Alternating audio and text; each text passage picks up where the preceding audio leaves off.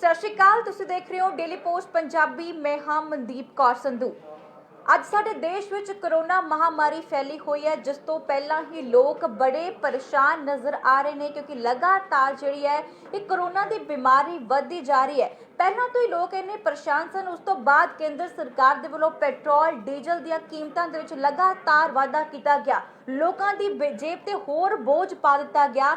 ਲਗਾਤਾਰ ਜਿਹੜਾ ਝਟਕਾ ਸਰਕਾਰ ਦਿੰਦੀ ਆਈ ਹੈ ਲੋਕਾਂ ਨੂੰ, ਤੇ ਇੱਕ ਹੁਣ ਹੋਰ ਵੱਡਾ ਝਟਕਾ ਜਿਹੜਾ ਮਿਲਿਆ ਹੈ फायर एनओसी लैण वालियां नूं।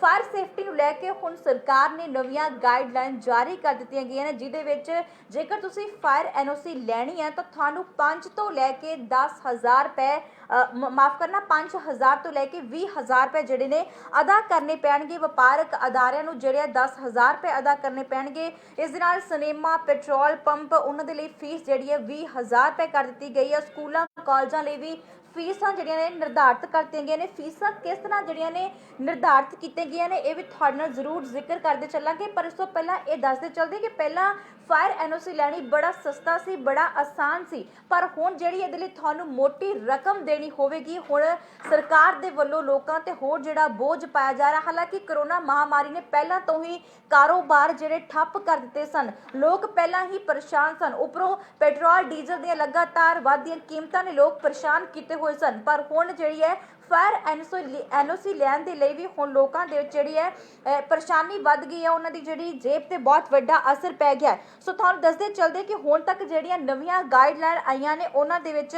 नगर निगमां, नगर कौंसलां, नगर पंचायतां ने मिल के एक बैठक कीती है। इस दे नाल 3 मैंबरी कमेटी दा जिहड़ा गठन कीता गया सी, उस गठन दे विच एक फैसला किया गया। उस फैसले विच इह कहा गया जेकर किते अग लगदी है, पहलां तां इह दस दिंदे कि जिथे उन्होंने फीस वधाई है, फीस किन्नी वधाई है वो भी जिक्र करांगे। पर इस दे नाल तुहानूं इह जानकारी देनी बहुत जरूरी हो जाती है, क्योंकि आम तौर ते ही किते ना किते शॉर्ट सर्किट कारण जां किते भी अनहोनी हो जाती है, किते अग लग जाती है, तो अग बुझाऊ दस्ता विभाग उत्थे पहुंचदा है। तुसीं जेकर फायर ब्रिगेड नूं बुलाउणा है तो तुहानूं बुलाया तो हुण तुहानूं पैसे भी देने पैणगे।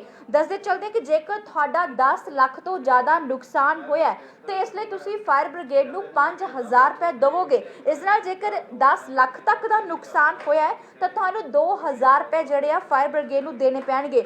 झुग्गियां झोंपड़ी वाले नूं खेतीबाड़ी वालियां नूं जिहड़ा है कोई पैसा नहीं देना पवेगा। सिर्फ ते सिर्फ जिहड़े ਉਹ लोग जिथे वड्डियां बिल्डिंगां 'च वड्डा नुकसान होया, 10 ਲੱਖ ਦੇ करीब जिन्हां दा नुकसान हो चुका है, उन्हां नूं 10 ਲੱਖ वालियां नूं 2,000 रुपए अदा करने पैणगे। जेकर 10,000 तो ज़्यादा नुकसान हुंदा है तो फायर ब्रिगेड नूं तुसीं 5,000 रुपए जिहड़े फीस तय करती गई कि 5,000 रुपए जिहड़े देने पैणगे। इस दे नाल झुग्गियां झोंपड़ियां वाले ते खेतां वाले नूं राहत दित्ती गई कि कोई पैसा जिहड़ा नहीं मिलेगा। जेकर पहलां जेकर गल कीती जावे जदों अग लगन दी घटना वापरदी है, किते 10 ਲੱਖ दा जां 10 ਲੱਖ तो वधेरे दा नुकसान हुंदा है, तां 500 रुपए जिहड़ी फीस हुंदी सी।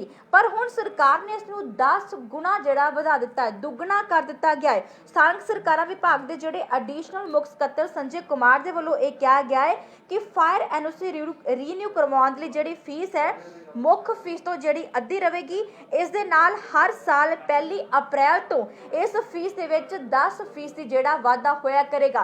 बिल्कुल जेकर किसी ने फायर एनओसी लैनी है तो हर साल ही जिहड़ा आ इस फीस दे विच 1 अप्रैल तो जिहड़ा वाधा होवेगा। हुण जिहड़ा आ पंजाब च लोकां नूं फायर एनओसी लैण दे लई करोड़ रुपए तो भी ज़्यादा फीस जिहड़ी है वो अदा करनी पवेगी।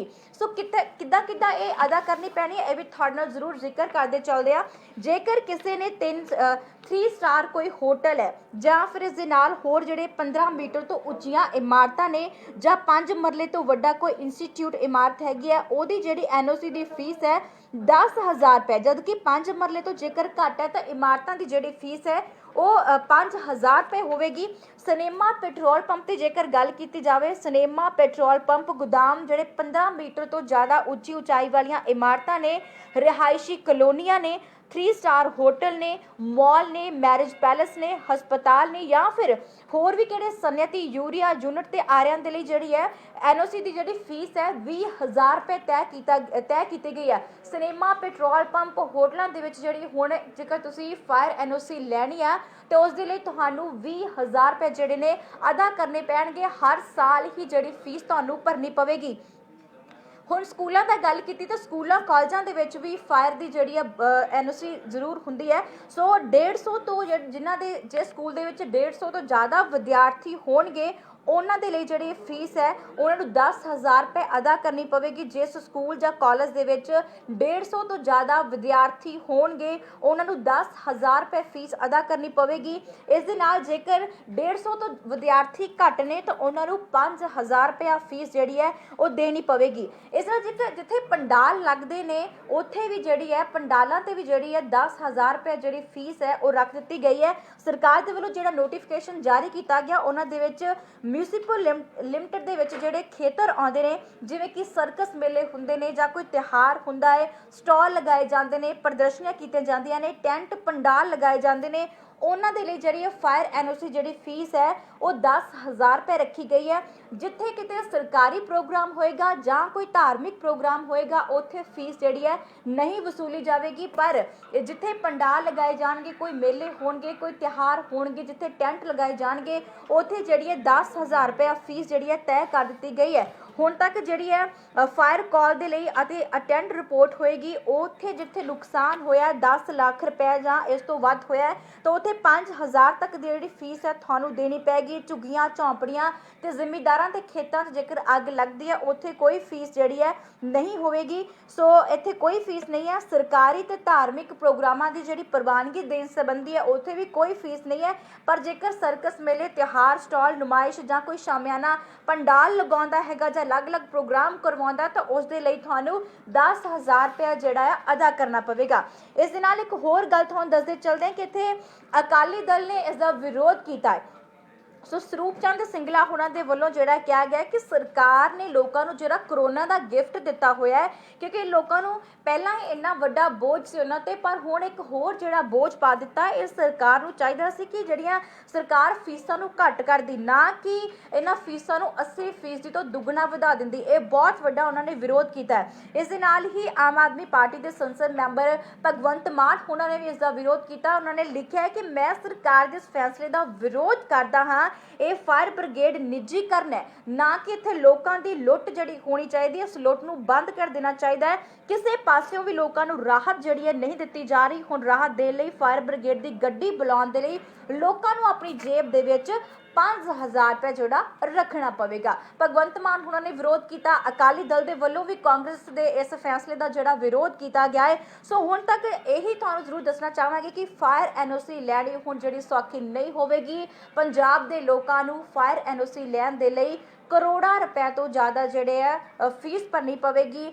ਐਨਓਸੀ ਲੈਣ ਦੇ ਲਈ 5 ਤੋਂ ਲੈ ਕੇ ਤੁਹਾਨੂੰ 20,000 ਰੁਪਏ ਜਿਹੜੇ ਨੇ ਅਦਾ ਕਰਨੇ ਪੈਣਗੇ। ਹੁਣ ਜਿਹੜੀ ਮੋਟੀ ਰਕਮ ਜਿਹੜੀ ਚੁਕਾਉਣੀ ਪਵੇਗੀ। ਪਹਿਲਾਂ ਐਨਓਸੀ ਲੈਣੀ ਬੜੀ ਆਸਾਨ ਹੋ ਜਾਂਦੀ ਸੀ, ਪਰ ਹੁਣ ਐਨਓਸੀ ਲੈਣਾ ਜਿਹੜਾ ਆਸਾਨ ਨਹੀਂ ਹੋਵੇਗਾ। ਕਿਤੇ ਵੀ ਵੱਡੀਆਂ ਬਿਲਡਿੰਗਾਂ ਦੀ ਜਿਹੜੀ ਉਸਾਰੀ ਹੁੰਦੀ ਹੈ ਤਾਂ ਹਰ ਕੋਈ ਐਨਓਸੀ ਜ਼ਰੂਰ ਲੈਂਦਾ ਹੈ ਫਾਇਰ ਸੇਫਟੀ ਨੂੰ ਲੈ ਕੇ, ਪਰ ਹੁਣ ਜਿਹੜੀ ਹੈ ਐਨਓਸੀ ਲੈਣੀ ਆਸਾਨ ਨਹੀਂ ਹੋਵੇਗੀ। ਹਰ ਸਾਲ ਤੁਹਾਨੂੰ 20,000 ਰੁਪਏ ਜੋ ਕਿ ਫੀਸ ਨਿਰਧਾਰਿਤ ਕਰ ਦਿੱਤੀ ਗਈ ਹੈ, ਹਰ ਸਾਲ 1 ਅਪ੍ਰੈਲ ਨੂੰ ਤੁਹਾਨੂੰ 20,000 ਰੁਪਏ ਜਿਹੜਾ ਭਰਨਾ ਹੀ ਪਵੇਗਾ।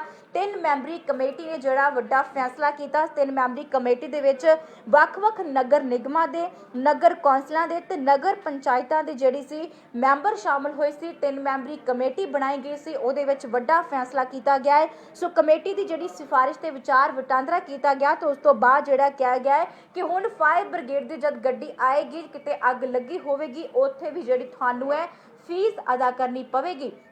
ਸੋ ਇੱਥੇ ਲੋਕਾਂ ਦੇ ਵਿੱਚ ਵੀ ਕਾਫੀ ਵਿਰੋਧ ਪਾਇਆ ਜਾ ਰਿਹਾ ਹੈ ਕਿ ਲੋਕਾਂ ਦਾ ਵੀ ਕਹਿਣਾ ਕਿ ਪਹਿਲਾਂ ਹੀ ਉਹ ਇੰਨੇ ਵੱਡੇ ਬੋਝ ਥੱਲੇ ਦੱਬੇ ਹੋਏ ਨੇ। ਕਰੋਨਾ ਨੇ ਉਹਨਾਂ ਦੇ ਕਾਰੋਬਾਰਾਂ ਨੂੰ ਬਹੁਤ ਪ੍ਰਭਾਵਿਤ ਕੀਤਾ ਹੈ। ਲੋਕਾਂ ਦੇ ਕਾਰੋਬਾਰ ਬਿਲਕੁਲ ਠੱਪ ਹੋ ਗਏ ਸਨ, ਪਰ ਹੁਣ ਲੋਕਾਂ ਦੇ ਉੱਪਰ ਜਿਹੜਾ ਸਰਕਾਰ ਵੱਲੋਂ ਹੋਰ ਬੋਝ ਪਾ ਦਿੱਤਾ ਗਿਆ। ਜੇਕਰ ਕਿਤੇ ਪਹਿਲਾਂ ਨੁਕਸਾਨ ਹੁੰਦਾ, ਪਹਿਲਾਂ ਹੀ ਵਿਅਕਤੀ ਅੱਗ ਲੱਗਣ ਦੇ ਕਾਰਨ ਵੱਡਾ ਨੁਕਸਾਨ ਝੇਲਦਾ ਤਾਂ ਉਸਨੂੰ ਆਪਣੀ ਜੇਬ ਦੇ ਵਿੱਚ ਫਿਰ ਤੋਂ 5 ਤੋਂ ਲੈ ਕੇ 10,000 ਰੁਪਏ ਜਿਹੜੇ ਰੱਖਣੇ ਪੈਣਗੇ। ਜੇਕਰ ਕਿਤੇ ਅੱਗ ਲੱਗ ਜਾਂਦੀ ਹੈ, ਕੋਈ ਅਣਹੋਣੀ ਹੋ ਜਾਂਦੀ ਹੈ, ਕਿਸੇ ਤਰੀਕੇ ਨਾਲ ਸ਼ਾਰਟ ਸਰਕਟ ਹੋ ਜਾਂਦਾ ਹੈ, ਵੱਡਾ ਨੁਕਸਾਨ ਹੋ ਜਾਂਦਾ ਹੈ, ਪਹਿਲਾਂ ਹੀ ਉਸ ਨੁਕਸਾਨ ਦੇ ਵਿੱਚ ਉਹ ਝੰਬਿਆ ਜਾਵੇਗਾ, ਪਰ ਉਸ ਤੋਂ ਬਾਅਦ ਉਹਨੂੰ ਫੀਸ ਵੀ ਜਿਹੜੀ ਹੈ ਆਪਣੀ ਜੇਬ ਵਿੱਚ ਰੱਖਣੀ ਪਵੇਗੀ। ਉਹ ਫੀਸ ਵੀ ਜਿਹੜੀ ਹੈ ਫਾਇਰ ਬ੍ਰਿਗੇਡ ਨੂੰ ਦੇਣੀ ਪਵੇਗੀ। 10 ਲੱਖ ਦਾ ਜੇਕਰ ਨੁਕਸਾਨ ਹੁੰਦਾ ਹੈ ਤਾਂ ਉਸ ਵਿਅਕਤੀ ਨੂੰ ਆਪਣੀ ਜੇਬ ਦੇ ਵਿੱਚ 5,000 ਰੁਪਏ ਰੱਖਣਾ ਲਾਜ਼ਮੀ ਹੋਵੇਗਾ। 5,000 ਰੁਪਏ ਫਾਇਰ ਬ੍ਰਿਗੇਡ ਨੂੰ ਅੱਗ ਬੁਝਾਊ ਦਸਤਾ ਵਿਭਾਗ ਨੂੰ ਦੇਣਾ ਪਵੇਗਾ। ਜੇਕਰ 10 ਲੱਖ ਤੋਂ ਘੱਟ ਦਾ ਨੁਕਸਾਨ ਹੁੰਦਾ ਹੈ ਤਾਂ 2,000 ਰੁਪਏ ਜਿਹੜੀ ਫੀਸ ਹੈ ਉਹ ਅਦਾ ਕਰਨੀ ਪਵੇਗੀ। ਪਵੇਗੀ ਨਿਰਧਾਰਿਤ ਕੀਤੀ ਗਈ ਹੈ। ਪਰ ਜ਼ਿਮੀਂਦਾਰਾਂ ਦੇ ਖੇਤਾਂ ਜਦੋਂ ਅੱਗ ਲੱਗਦੀ ਹੈ ਉਸ ਵੇਲੇ ਰਿਆਤ ਜਿਹੜੀ ਵੱਡੀ ਦਿੱਤੀ ਗਈ ਹੈ। ਉੱਥੇ ਜ਼ਿਮੀਂਦਾਰ ਦੇ ਜੇਕਰ ਖੇਤਾਂ 'ਚ ਅੱਗ ਲੱਗਦੀ ਹੈ, ਅੱਗ ਬੁਝਾਊ ਦਸਤਾ ਵਿਭਾਗ ਪਹੁੰਚਦਾ ਹੈ ਤੇ ਉਹਨਾਂ ਨੂੰ ਜਿਹੜੀ ਕੋਈ ਫੀਸ ਜਿਹੜੀ ਹੈ ਨਹੀਂ ਦੇਣੀ ਪਵੇਗੀ। ਜੇਕਰ ਕਿਤੇ ਝੁੱਗੀਆਂ ਝੌਂਪੜੀਆਂ ਦੇ ਵਿੱਚ ਅੱਗ ਲੱਗਦੀ ਹੈ ਉੱਥੇ ਕੋਈ ਫੀਸ ਨਹੀਂ ਰੱਖੀ ਗਈ ਹੈ, ਉੱਥੇ ਕੋਈ ਫੀਸ ਨਹੀਂ ਦੇਣੀ ਪਵੇਗੀ। ਪਰ ਵੱਡੀਆਂ ਬਿਲਡਿੰਗਾਂ ਵਾਲਿਆਂ ਨੂੰ ਜਿਹੜੀ ਫੀਸਾਂ ਜ਼ਰੂਰ ਭਰਨੀਆਂ ਪੈਣਗੀਆਂ।